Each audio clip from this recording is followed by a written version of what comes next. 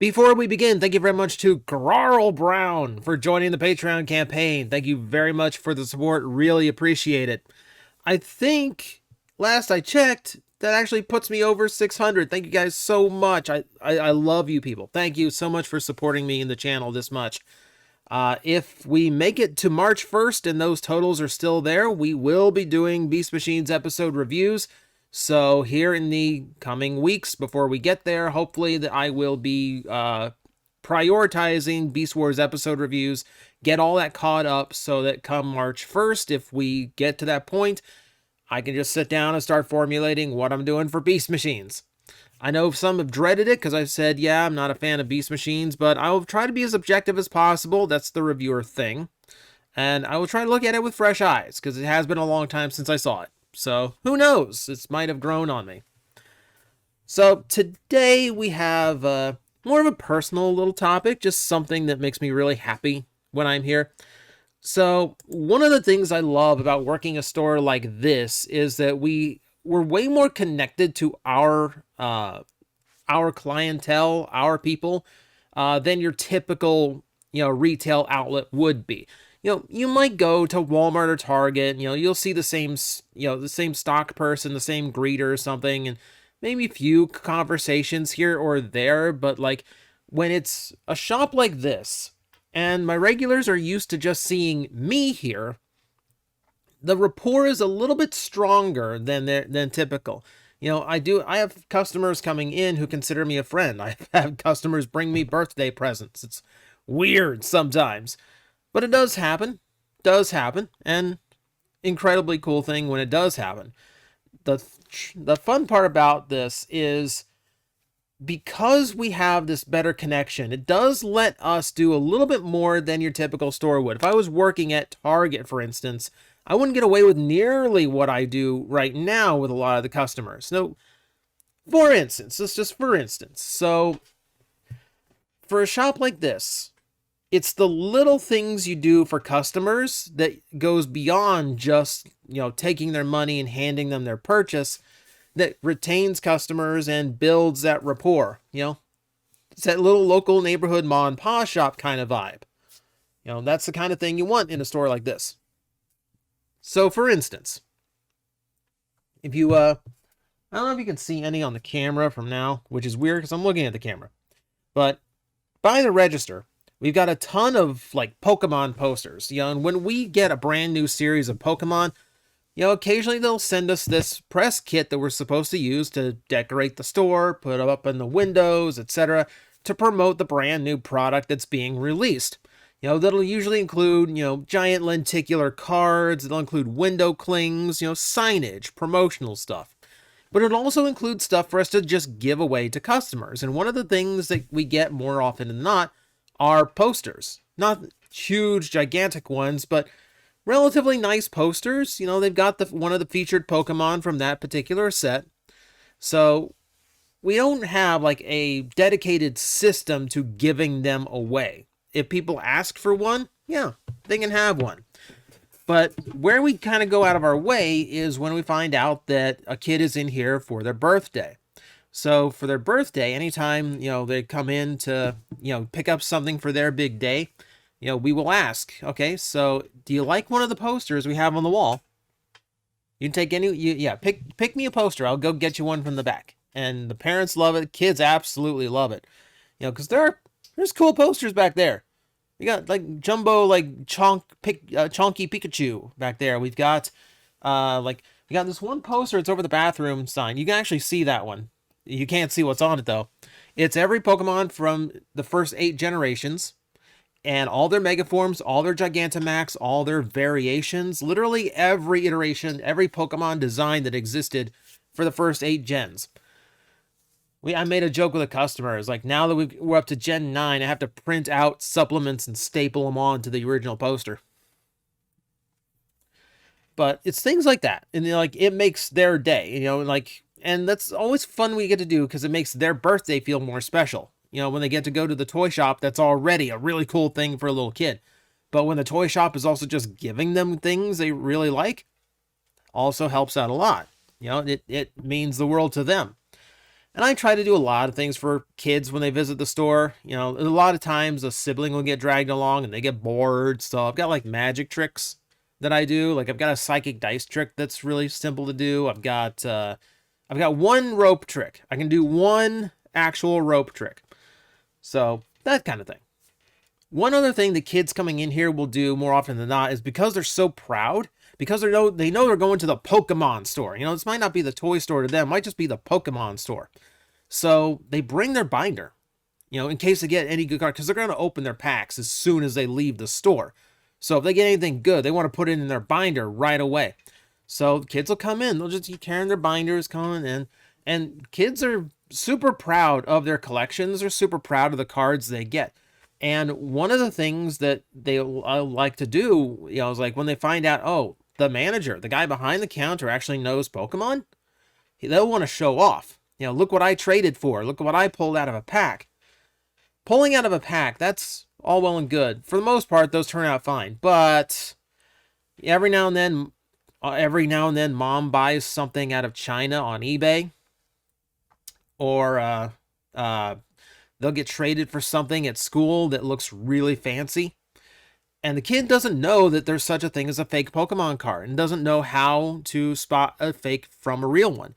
All they see is this solid hollow foil, like gold.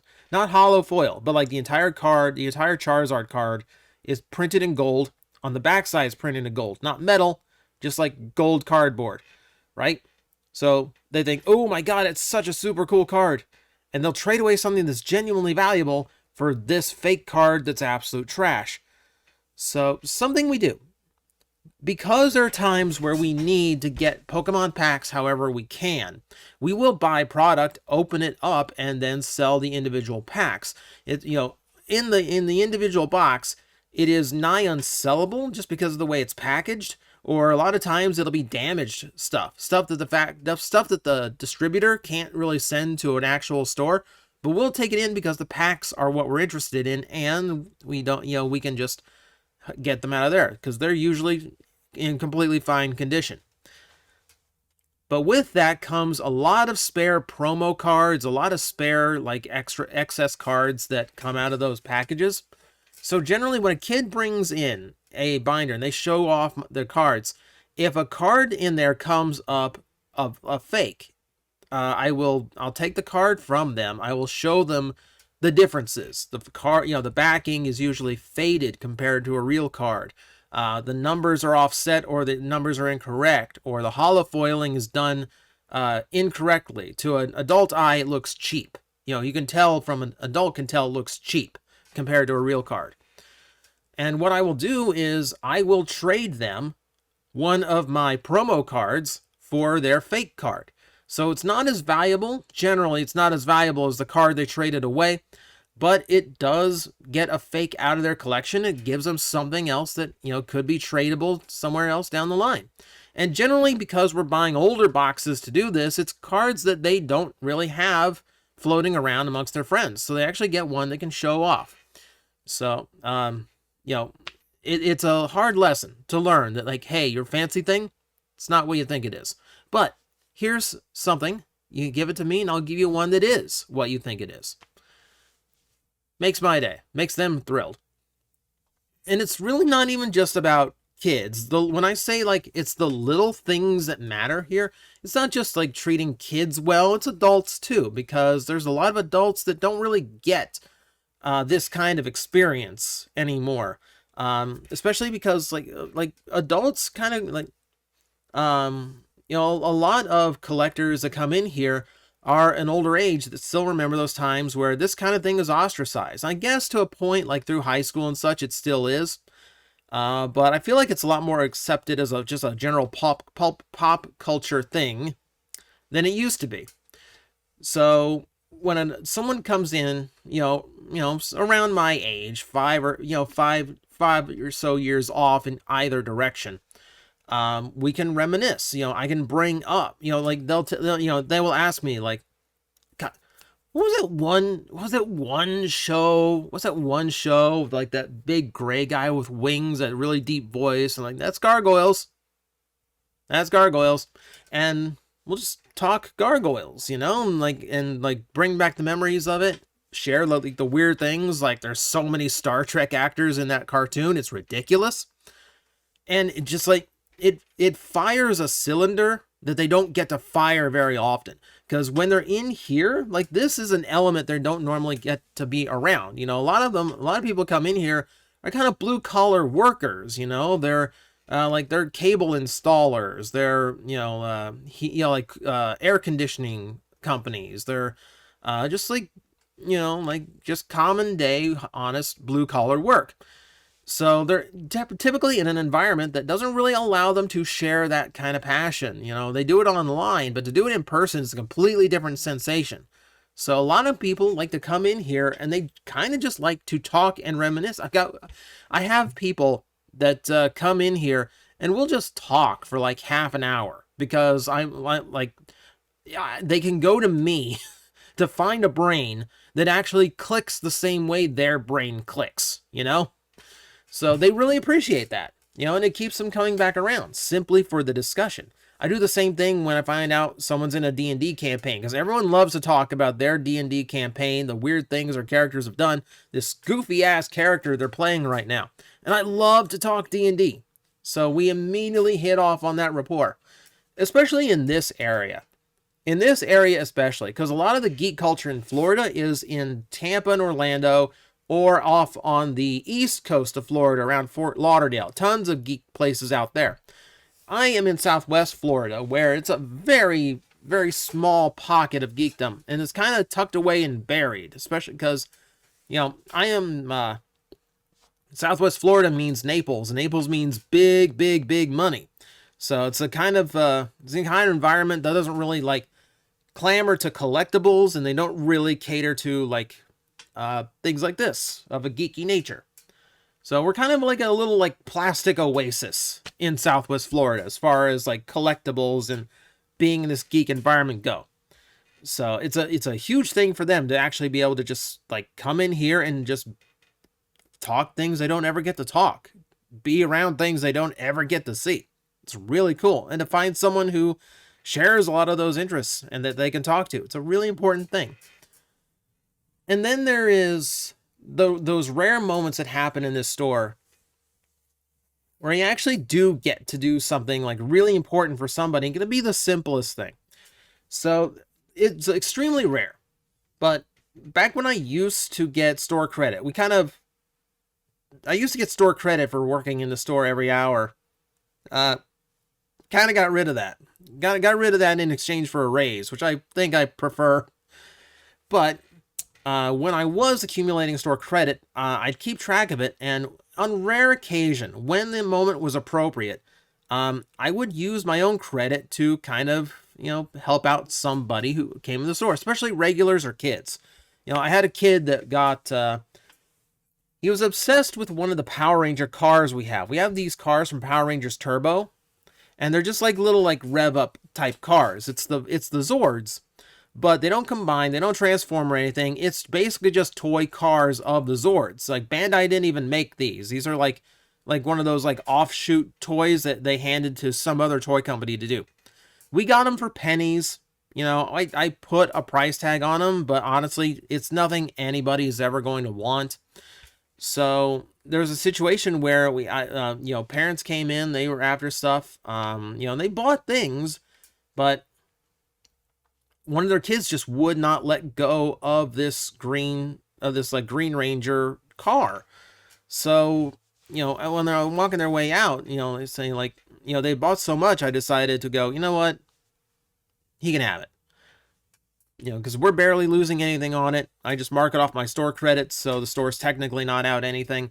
They walk out thrilled, and, little moments like that mean a lot more than just getting an extra $10 in profit or anything, because it's the kind of thing that customers keep coming back for, just when you kind of like show like there's like more humanity to it.